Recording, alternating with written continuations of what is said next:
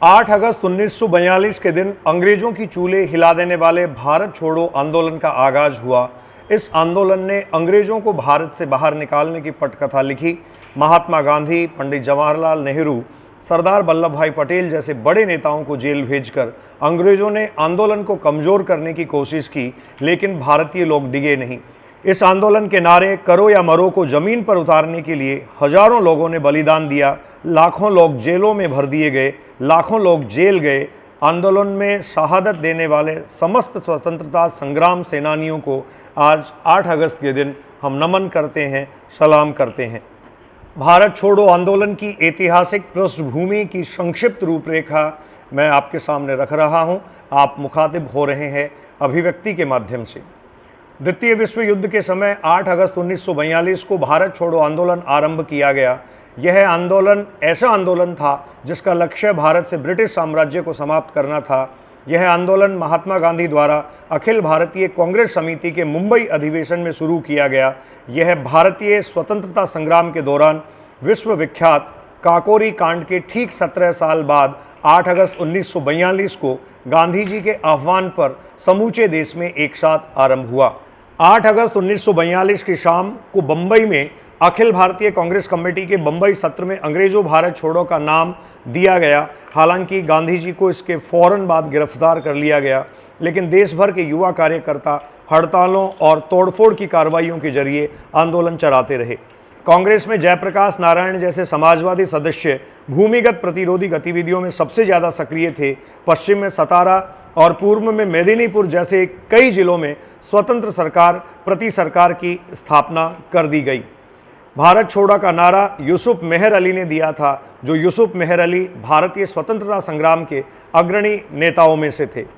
विश्व युद्ध में इंग्लैंड को बुरी तरह उलझता देख जैसे ही नेताजी ने आज़ाद हिंद फौज को दिल्ली चलो का नारा दिया, गांधी जी ने मौके की नजाकत को भांपते हुए रात में ही बंबई से अंग्रेजों को भारत छोड़ और सरकारी सुरक्षा में यरवदा पुणे स्थित आगा खान पैलेस में चले गए।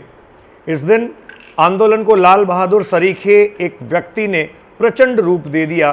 शास्त्री जी ने कहा, मरो नहीं मारो। इस वाक्य ने क्रांति की दावानल को पूरे देश में प्रचंड कर दिया।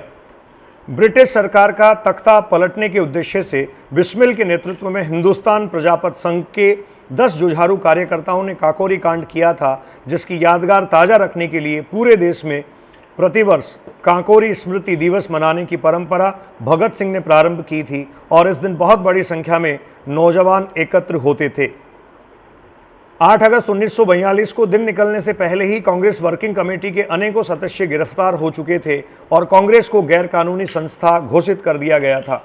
गांधी जी के साथ भारत की कोकिला सरोजनी नायडू को यरवदा पुणे के आगा खान पैलेस में, डॉक्टर राजेंद्र प्रसाद को पटना व अन्य सभी सदस्यों को अहमदनगर किले में नज़रबंद कर दिया गया था।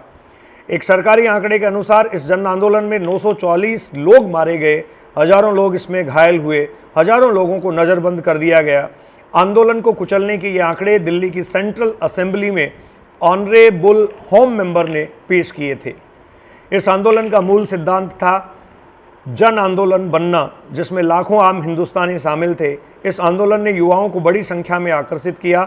उन्होंने अपने कॉलेज छोड़कर जेल का रास्ता अपनाया। जिस दौरान कांग्रेस के नेता जेल में थे, उसी समय जिन्ना तथा मुस्लिम लीग के अनेक साथी अपना प्रभाव क्षेत्र फैलाने में लगे हुए थे। जून 1944 में जब विश्व युद्ध समाप्ति की ओर था तो गांधी जी को रिहा कर दिया गया। जेल से निकलने के बाद उन्होंने कांग्रेस और लीग के बीच फासले को पाटने के लिए जिन्ना के साथ कई बार बात की। 1945 में ब्रिटेन में लेबर पार्टी की सरकार बनी।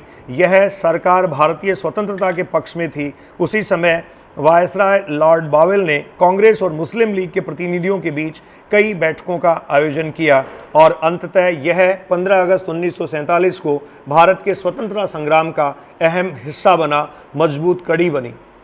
दोस्तों, इस वीडियो के माध्यम से आप तक भारतीय स्वतंत्रता संग्राम के अंग्रेजों भारत छोड़ो आंदोलन की एक संक्षिप्त रूपरेखा पहुंचाने का मैंने प्रयास किया है।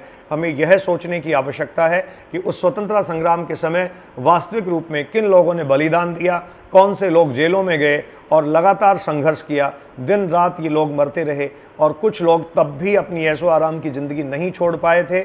और साथ ही कुछ ऐसे तथ्य भी मौजूद हैं कि कुछ लोगों ने भारत कि इस स्वतंत्रता संग्राम के आंदोलन में सरकार का समर्थन किया, अंग्रेजी सरकार का समर्थन किया, जो निश्चित तौर पर निंदनीय है।